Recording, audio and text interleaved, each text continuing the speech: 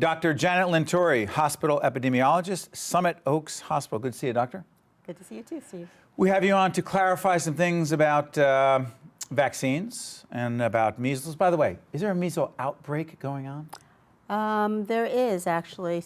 Up until last week, there's 178 cases reported in the U.S.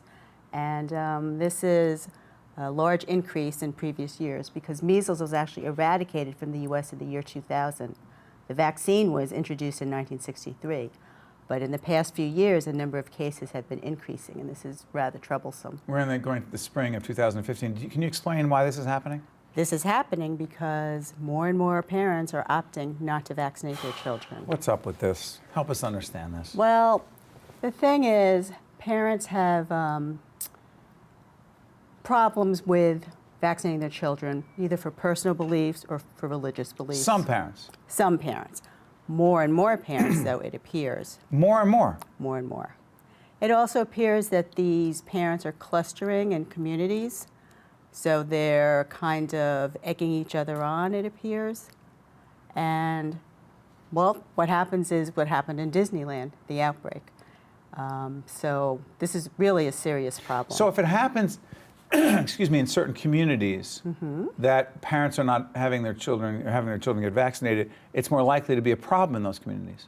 It is. It's a catch-22 because they're opting not to do it, but then it's going to become a problem in those communities. Okay, but what do you say to those who have questioned whether these vaccines on some level, listen, I have nothing against Jenny McCarthy, and I don't want to make her the poster woman for any of this, but she's been talking about this for a long time. She's not the only one. There are elected officials who've been talking about this as well.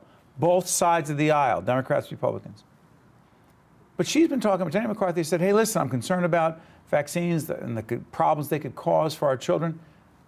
Is there medical evidence to show that vaccines cause problems for children? Actually, there is no scientific evidence for it. There's plenty of scientific evidence saying that vaccines are probably one of the greatest inventions of the 20th century.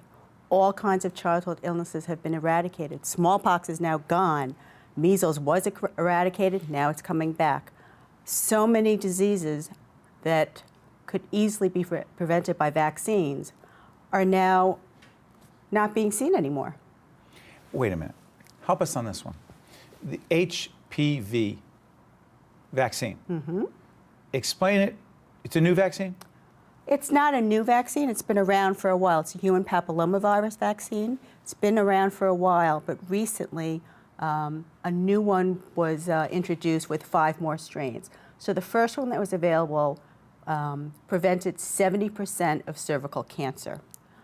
The new one now that has 9 strains is now going to be effective in preventing 90% of cervical cancer. So not only is it an anti-infectious disease vaccine, but it's also an anti-cancer vaccine. Who should get it? Boys and girls. Girls 9 to 26, boys 9 to 15. The theory is to have the children vaccinated hopefully before the onset of sexual activity. So that's why the age of 9 was chosen, before they've already been exposed to the HPV. This is a vaccine that really is so innovative. It's surprising that more parents are not getting their children vaccinated. What about if you had the first vaccine, should you have the second one? The CDC is currently investigating that. Most likely, the new vaccine is going to replace the old one. It's not certain yet what the recommendations are going to be. Should politicians, elected officials, be talking about health issues like this? I don't think so. I mean, there's not a law against it. There'll never be a law against it because people have the right to say what they want to say. Do they help when they speak about public health issues?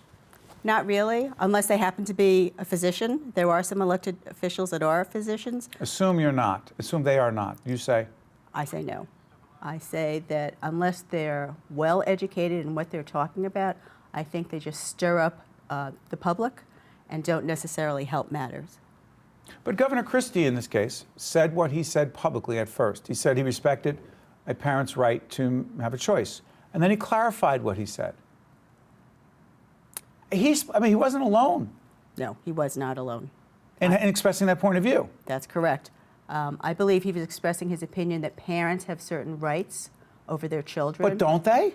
They do, but I believe in the issue of public health, that trumps everything. Does it? I believe it does. Public opinion on this.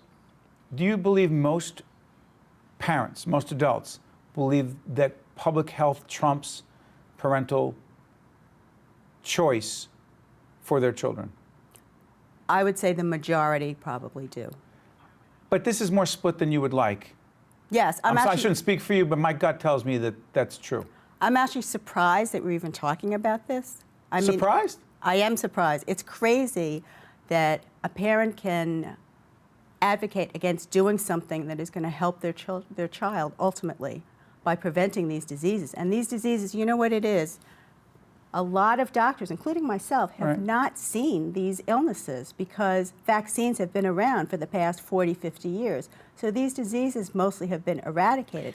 But Governor Christie and President Obama ultimately did say the same thing. Yes, they did. That you should have your children vaccinated. They did, but they introduced that little, well, if you're a parent. But look at all the states. How many states have actually, how many help me on this?